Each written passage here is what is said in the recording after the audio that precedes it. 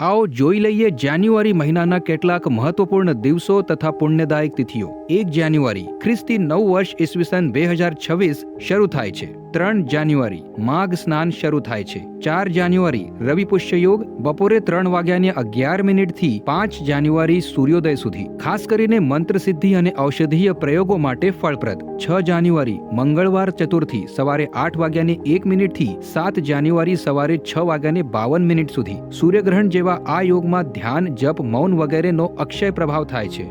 9 જાન્યુઆરી સ્વામી રામાનંદાચાર્ય જયંતિ।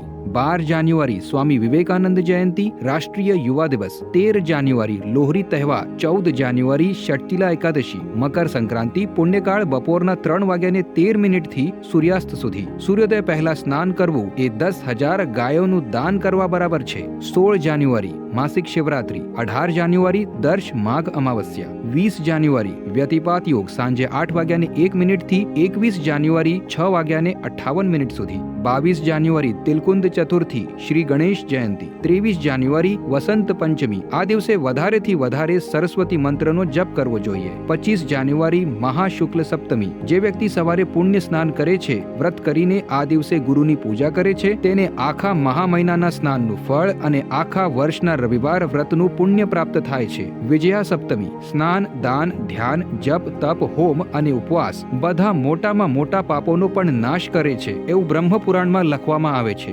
રવિવારી સપ્તમી। સૂર્યોદયથી રાત્રે 11:10 સુધી, સૂર્યગ્રહણ સમાન અને ધ્યાન, જપ, મૌન વગેરેનો અક્ષય પ્રભાવ। શ્રી નર્મદા જયંતિ। 26 જાન્યુઆરી ભીષ્માષ્ટમી। ભીષ્મ પિતામહ શ્રાદ્ધ દિવસ, પ્રજાસત્તાક દિવસ। 28 જાન્યુઆરી ભક્ત પુંડલિક ઉત્સવ પંઢરપુર, લાલા લાજપતરાય જયંતિ। 29 જાન્યુઆરી જયા એકાદશી, શ્રી ભીષ્મ દ્વાદશી। 30 જાન્યુઆરી મહાત્મા ગાંધીની પુણ્યતિથિ। 31 જાન્યુઆરી દિનત્રય વ્રત, મહા મહિનાના છેલ્લા 3 દિવસ। આ તિથિઓમાંથી સાધન ભજન માટે વિશેષ પુણ્યપ્રદ તિથિઓ વિશે વિગતવાર માહિતી તમને સંત શ્રી આશારામજી આશ્રમ અને સંત શ્રી આશારામજી બાપુ ગુજરાતી યુટ્યુબ ચેનલ પર યોગ્ય સમયે ઉપલબ્ધ થશે। જો તમે પહેલાથી જ ચેનલને સબસ્ક્રાઇબ કરી નથી તો હમણાં જ કરો। હરિઓમ।